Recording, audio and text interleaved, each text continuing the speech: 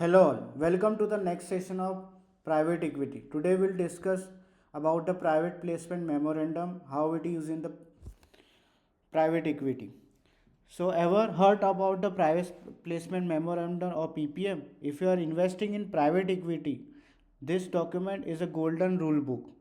A PPM is a investment blueprint. It's tell you everything about the fund, risks, return, fees and legal term.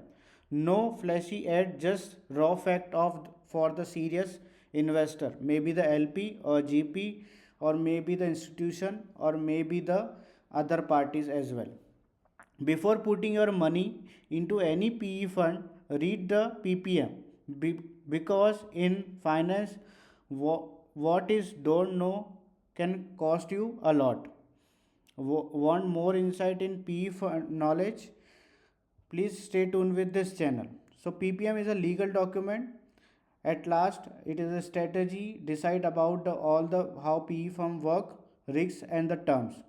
Why it's matter? Investor used to evaluate the fund potential and then investor will invest like LP will come or GP will manage the fund. Example, a PE fund PPM include investment focus, expected return and GP fees. The investor guide to a PE fund.